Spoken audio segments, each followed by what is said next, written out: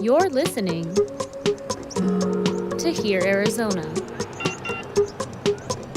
addressing issues, empowering our community.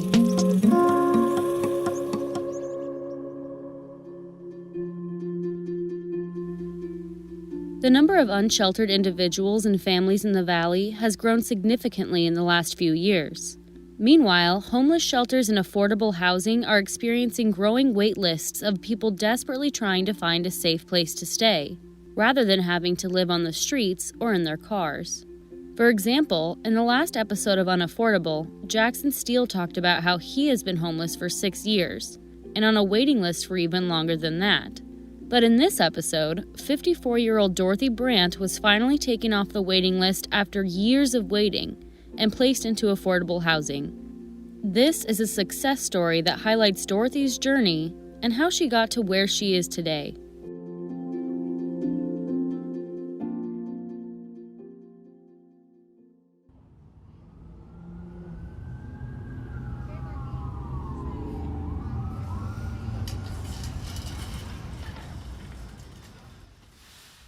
I waited on a bench at Christown Spectrum Mall in Phoenix for Dorothy's bus to arrive. I noticed that there were panhandlers on nearly every corner, including families with small children. People were camped out with shopping carts across from the movie theater, and off in the distance there was a man playing the violin, trying to earn what he could.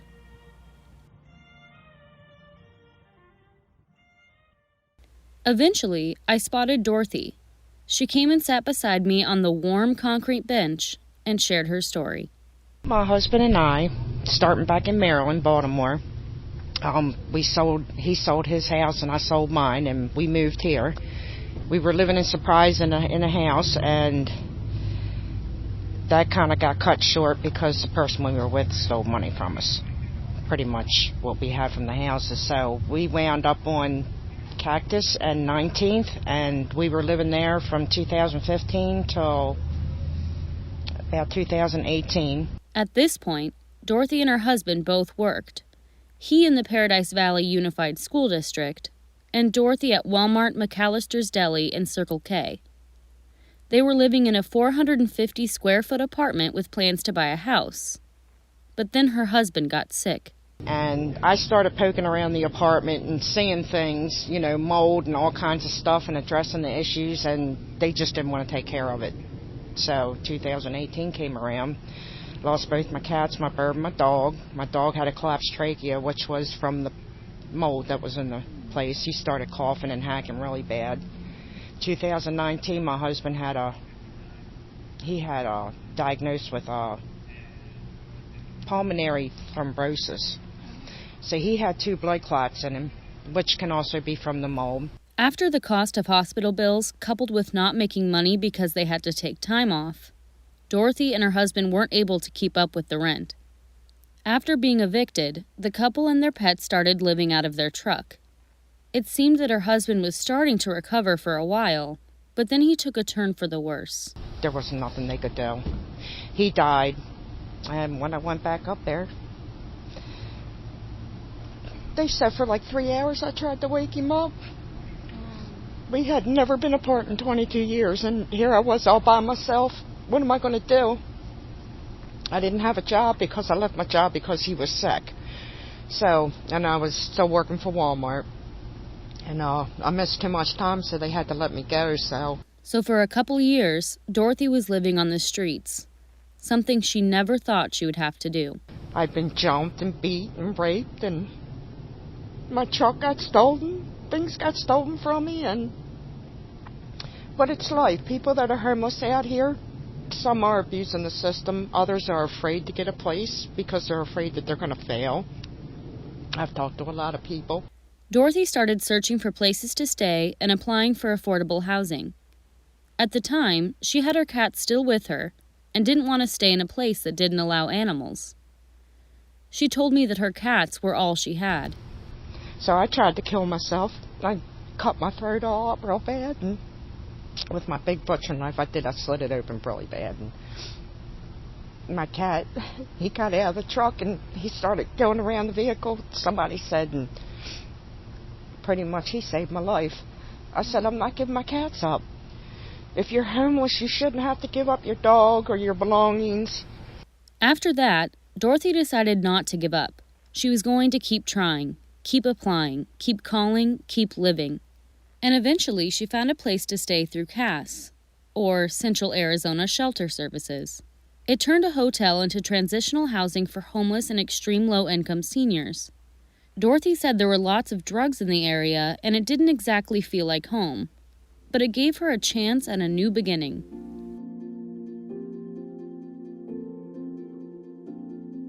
Before we return to Dorothy's story, I spoke with Craig Tribkin from CAS to learn a little more about the services Dorothy used to get help. My job is business development and mission advancement. And basically what I do is I work with governments, trying to get money, and, open up new facilities and try to, work within the homeless policies or change the homeless policies that are out there. CAS served 5,000 individuals in 2021 and provided 200,000 nights of shelter. A third of the individuals helped were 55 years and older. It served 200 families with nearly half of the children under the age of 5. It also provided services to veterans, with 53% over the age of 55. Come summertime, CAS will be adding 625 beds to its main shelter in downtown Phoenix. The transitional hotel Dorothy briefly stayed at was shut down for financial reasons last year during the pandemic. CAS has just purchased a new hotel with 120 rooms. Craig says the hotel is expected to house 140 to 160 seniors. And CAS also has a family shelter. 25% of the people we've got staying in our shelter tonight have jobs. They just can't afford. Getting on your feet is more expensive than staying on your feet. So basically, in a perfect world, they come into our shelter downtown. They meet with caseworkers. They meet with housing navigators. They're assessed, and then they're sort of dished into the place that they would do best. Craig says CAS follows through with those seeking help. It's not just a matter of housing people. It's a matter of addressing the issue so they hopefully remain off the streets even after leaving the shelters and transitional housing. Our mission is to get people housed. We can take people off the street, but we really don't want to just get them through to the next morning alive. We really would like to permanently address their homelessness. And the reality is that there are not enough endgame services or housing in Phoenix to get from here to there as much as we'd like. And residents must follow certain rules to stay in a shelter. A person can't be disruptive. They can't be violent. They can't be all sorts of things, which logic tells you you have to have rules to prevent in the shelter. In the hotel, we had no problems at all. We probably 2 people in the course of a year, because people wanted to play. At the downtown shelter, people do come and go a lot more, and our caseworkers get a sense as to, if the person's there for 2 days and then they're gone for 2 weeks, our caseworkers get a sense of how close that person is to being able to end their homelessness and take the help that's being offered. Craig explained that there are a couple barriers that come into play when trying to tackle homelessness other than the housing shortage. He said that many organizations try to address those who are chronically homeless. Those classified with chronic homelessness only make up about 25% of the homeless population. His point is, if we mainly focus on chronic cases, we're missing the chance to help those who are recently homeless, or those who are easiest to help. If you've been evicted in the last year, you're not chronic, right? Because you haven't been homeless for a year. So you may be the most easily to help person. You may have a job. You may have just lost your job as a waiter and you haven't got a new one yet, or, pick your poison. But if you've been homeless for less than a year, you do not meet the chronic definition. And that means it's difficult to get you to the front of the line, the way it works. The other barrier is the difficulty in finding communities willing to have transitional housing and shelters. Craig says that many people don't want that in their backyard because they believe it'll have negative consequences. so finding places where they're able to build or add additional housing is a challenge. But he believes these are challenges that can be overcome. I don't know what's going to happen, but what I know is if we don't use, especially the COVID resources, there's a fair amount of money out there. If we don't use that money to try new things and see what works, we're going to have failed. And I think Cass is really a thought leader. If we are anything, we are a thought leader.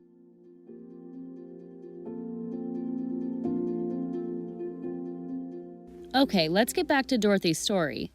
Dorothy saw her time in the transitional hotel housing as a chance, and she was happy to have her cats by her side. They're my world. I promised my husband before he died that I would never separate them, get rid of them, and that's another thing, that they just want to take everything from a homeless person, whatever they have on their back or carrying or their pet, you got to get rid of. That's not an option for me, and I fought Cass over that. And luckily for Dorothy, Cass allowed her to keep them with her. She kept applying for affordable housing units in the meantime, and in August 2021, she got a job. So I've been back with Walmart, and that's been helping me get my mind off of things, but it's been a hard road. And in November, Glendale just started this new type of Section 8 housing, emergency housing. I was the first applicant, the first approved applicant, and here I am. I got my own apartment. Her navigator from CBI, Community Bridges Incorporated, originally told her it might be another 2 years before getting into an apartment. But luck struck, and Dorothy got a place to call home for at least a year. I cried my eyes out. I was happy. Rent is completely covered, but there's still a few things Dorothy has to pay for. I pay my electric and the water and the trash, and of course food, because I don't qualify for stamps due to I make too much income, so that's okay. I'm not fretting about that. I mean, that's a whole nother ball game right there for me, food stamps. Now that Dorothy has a new place to live, she discovered another challenge she's going to have to face. After a visit to the doctor's office, Dorothy found out she has breast cancer. This is making her transition into the apartment more difficult. So my cats are with me. Okay, so you're helping me out. You're paying for 1 whole year, but I still got to get on my feet I'm trying to, but now I got medications to put out, and it's just not an easy transition. It's really not. And I can see why a lot of homeless people don't want to do it, because they're going to feel like failures. They don't want to be. It's expensive. But Dorothy says she's willing to take on these challenges by storm. Now that she has a job and an apartment, she's doing everything she can to give herself a fresh start, even though she's feeling a bit unsettled in her new home. I feel out of place. I feel empty, alone, which I don't mind the alone part because I'm with my cats. A lot of the people that beat me and everything, they're gone. They're out of my life now. Nobody knows where I'm at. And I like that. My cats are always happy to see me. And that's my smile going in the door. I'm home, babies. That's the first thing I say is, Mommy's home. And they all come running like dogs. But I feel out of place. Maybe it's going to take me some time. Am I going to make it? Am I going to fail? And of course I know I'm going to make it. And Dorothy has applied to Luke Air Force Base for a chef position, something she's always wanted to do. Little by little, with time and patience, she's piecing her life back together. But she worries for the thousands of people who are homeless and is concerned about the rapidly growing homeless population. They need to focus more on the housing than the homeless problem, because I've seen a rise since COVID hit. It's dirtier here. There's more trash on the corners. People, you go down Jefferson Street, there's tents all over the place. I mean, it's really bad. It's bad. The park across the street from where I'm at, there's tents all over the place. Arizona has a long way to go, and so does Dorothy. After finally making it into her new apartment, this is her advice. Keep calling and keep pushing whoever you're with. I tell a lot of people, if you're going to donate, to give directly to the place itself, because that way the people off the streets have to go there. That's where you get all your resources. It's a start. It's a transition for everybody. There's going to be a lot more homeless. It's going to become a really bad problem. God bless them all, right?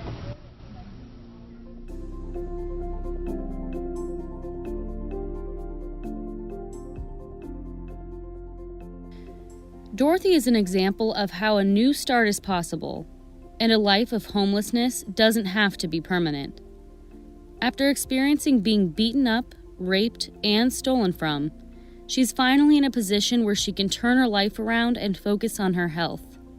With the help of Cass, Community Bridges, and her determination, she's become an inspiring vision of hope for others who are currently unsheltered in Arizona.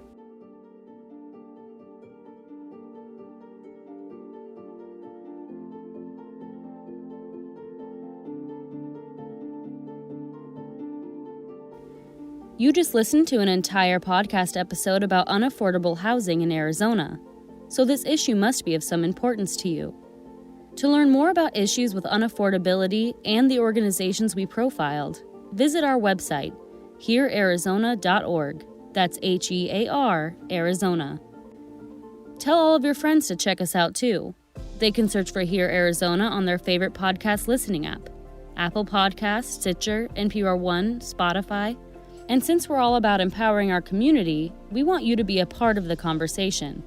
Follow Hear Arizona on Facebook, Twitter, or Instagram. This podcast series is made possible by the Nina Mason Pulliam Charitable Trust. Hear Arizona is a production of the Division of Public Service at Rio Salado College, which includes Sun Sounds, Spot 127, KBOC, and KJZZ. This episode was produced, written, directed, and hosted by yours truly, Madison Mulvihill. It was edited by Carrie Fair Snyder. Linda Pastori is our executive producer. Thanks for listening.